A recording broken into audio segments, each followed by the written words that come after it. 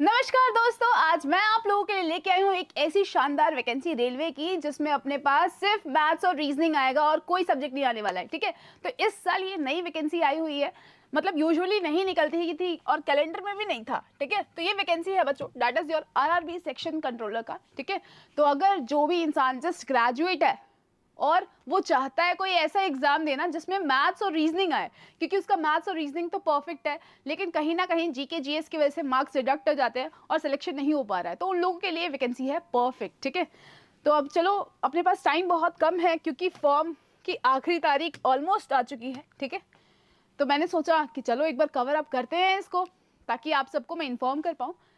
तो हमारे पास देखो ध्यान से क्या तारीख आप लोगों के लिए है, तो अपने पास ये अपने नोटिफिकेशन से लिखा हुआ है। ठीक है, नोटिफिकेशन भी मैं आपको दिखा देती हूँ और बता देती हूँ कि यार कहाँ से इसको डाउनलोड करें, कैसे इसको पता करें। तो हमारे पास जो तारीख है ये निकली हुई है, वैकेंसी अपने पास 23/8 से निकली हुई है। ठीक है, और आखिरी तारीख क्या है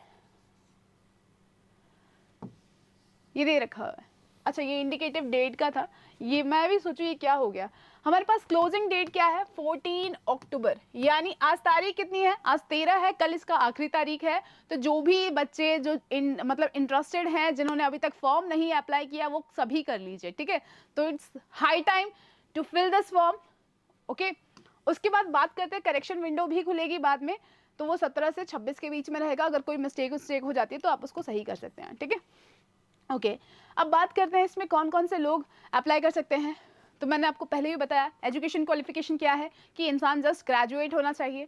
दूसरी बात करें पे लेवल की, तो पे लेवल अपने पास रहेंगे 6th लेवल का। तो अपने पास इनिशियल यहाँ पे लिखा हुआ है कितना, डाटा 35,400 रुपये। ठीक है, पर ये अपने पास बेसिक पे है। ठीक है, और आपको मालूम है कि अगर सेंटर की पे होती है तो उसके अंदर टीए, डीए, एचआरए, पता नहीं काफ़ी कुछ ऐसे अदर अलाउंसेस जुड़ते हैं। तो अगर अदर अलाउंसेस आप जोड़ लें तो कितना बन जाएगा, सोच ही सकते हैं। ठीक है, तो अपने पास अब देखो उम्र सीमा क्या दे रखी है, कौन कौन से एज ग्रुप के लोग इसको अप्लाई कर सकते हैं। तो आपकी उम्र होनी चाहिए 20 से लेकर 33 साल के बीच बीच में। ठीक है, कुल वैकेंसी कितनी आई है, कुल वैकेंसी आई है 368। ठीक है, अब एक बात याद रखना कि अगर आपका मैथ्स और रीजनिंग बहुत तगड़ा है ना, तो मैं पहली बता दूं, तभी आप लोग इसको अप्लाई कीजिए। क्यों, क्योंकि अपने पास ऑब्वियसली जब मैथ्स और रीजनिंग ही आ रहा है तो वही बच्चे अप्लाई करेंगे जिनका मैथ्स और रीजनिंग बहुत तगड़ा है, स्ट्रांग है। और मैथ्स और रीजनिंग की बात यह है कि अगर आंसर निकल गया ना तो परफेक्ट है कि हाँ भाई यही होगा। ठीक है, तो ऑब्वियसली इसका कट ऑफ बहुत ज़्यादा हाई जाएगा। तो दिल पे पत्थर रख के थोड़े दिन बहुत अच्छे से तैयारी कर लो, रिवीजन कर लो, ताकि आपका ये एग्जाम में सिलेक्शन हो जाए और इस बार भाई अपनी सेंटर की जॉब एक मतलब कहते हैं ना कि हाँ भाई लग जाए। ठीक है, और एग्जाम की बात करेंगे तो इसका एग्जाम अपने पास 2-3 महीने के अंदर, मतलब आपके पास अगर कुछ नहीं भी है ना तो एटलीस्ट 45 डेज तो है ही। ठीक है, और 45 डेज मतलब सफिशिएंट है अपने मैथ्स और रीजनिंग के सिलेबस को प्रॉपर्ली रिवाइज करने के लिए। मेरी तरफ से जो अपने पास नोटिफिकेशन में जो सिलेबस मेंशन किया हुआ है वो मैं आपको बता देती हूँ। ये अपने पास दे रखा है कि अपने पास 3 सेट के अंदर पेपर होगा।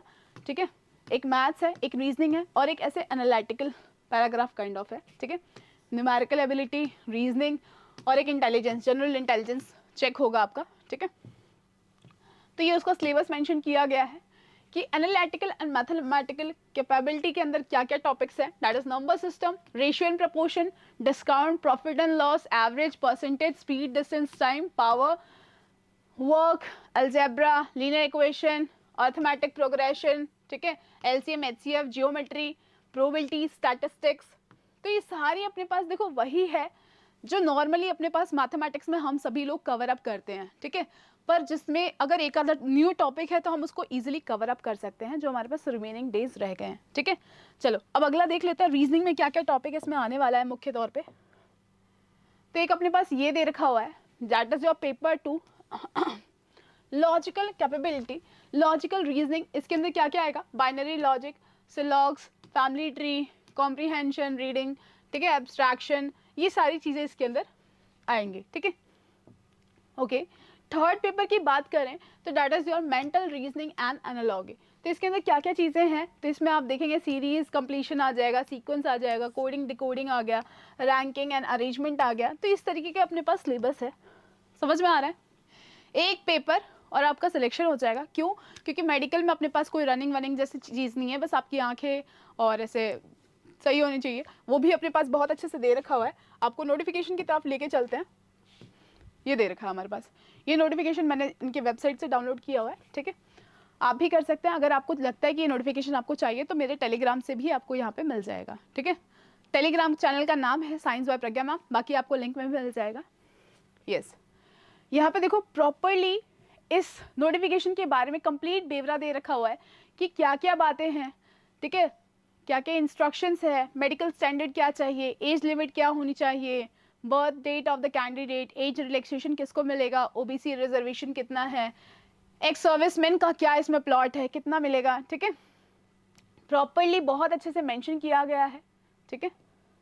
चलिए अब देखो, ये यही बात मुझे मालूम था, क्योंकि ये अपने पास यूजुअली क्या होता है ना, बहुत ज़्यादा हैवी कहते हैं ना, ये जो पूरा प्रोसेस आता है, लेटर बन के आता है इनका कंप्लीट नोटिफिकेशन का, वो बहुत ज़्यादा हैवी होता है, तो एक बार में उसको समझना बहुत मुश्किल है, इतने 50 पन्ने कौन पढ़ रहा है।